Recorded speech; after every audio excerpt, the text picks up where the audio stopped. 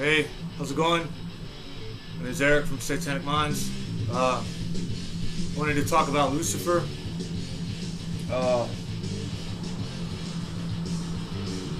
know the myth of Lucifer, the most beautiful angel in heaven, was cast out. That's a really popular theme in Judeo-Christian theology. At least for the Protestants, it is. Unfortunately, this story doesn't come from the Bible. It comes from English poetry. Paradise Lost by Milton,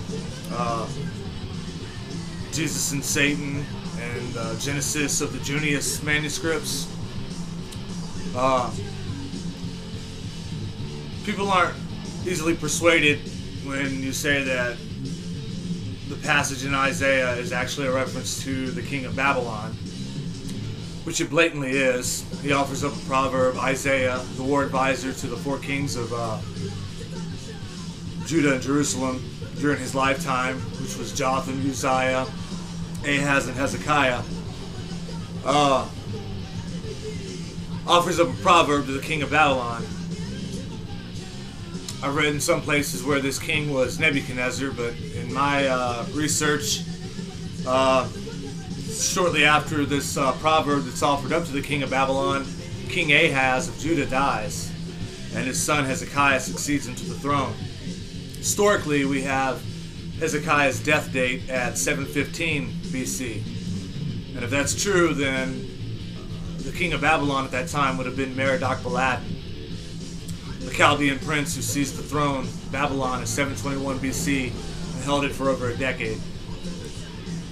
So, anyway,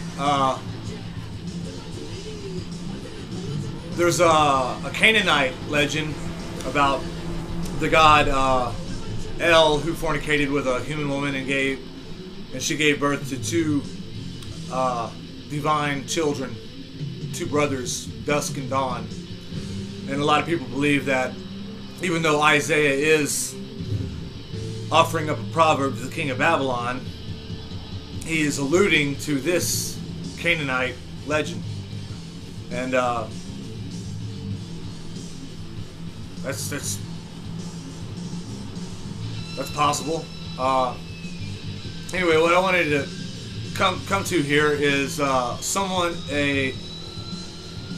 bishop in history during the 4th century from Sardinia, whose name was Lucifer Caloritanus. This is the point of my argument to for everyone to ponder if they're not familiar with Lucifer Caloritanus. Lucifer Caloritanus was a bishop from Sardinia in the 4th century who vehemently opposed Arianism and the doctrines of Arius. And he wrote, I think 5 polemical tracts against the church at that time, and he was eventually excommunicated.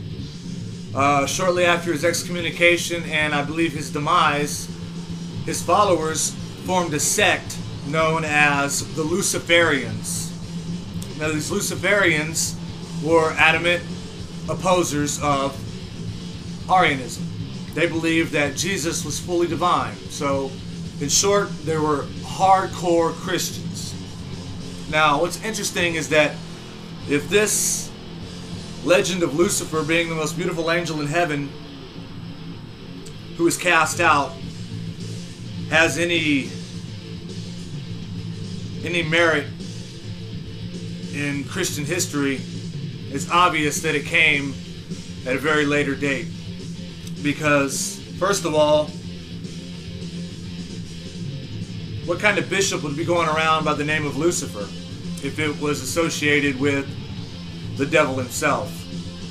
And what group of hardcore Christians would be running around promoting the complete divinity of Christ and having their name, the name of their sect, named after the devil? It's obvious that during this time and even later that Lucifer, the myth of Lucifer, hadn't taken root.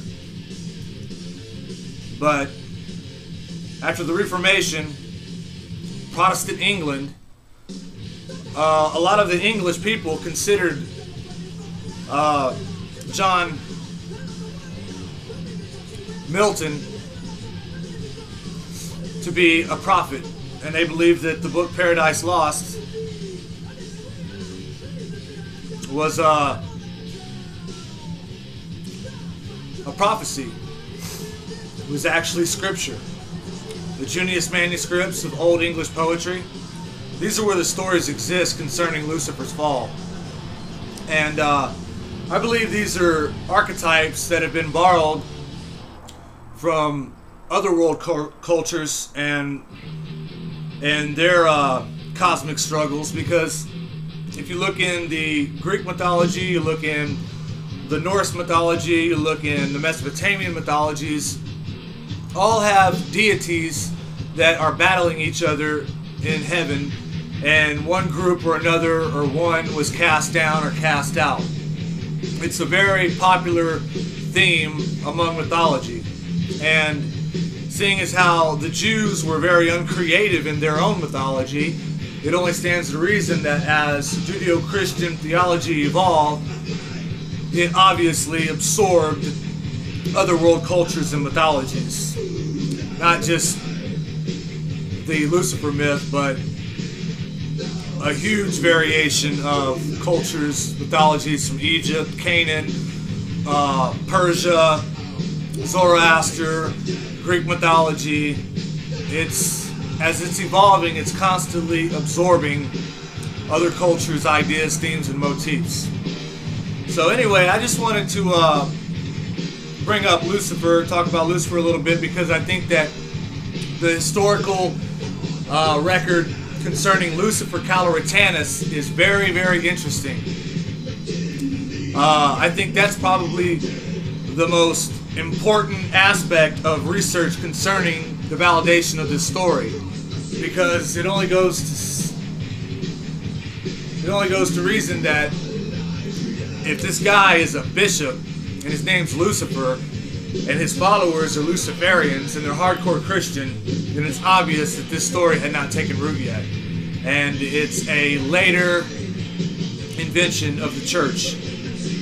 Not a true story, but still a good one. Okay, well, that's all I have. And thanks for listening. You guys enjoy the rest of your life.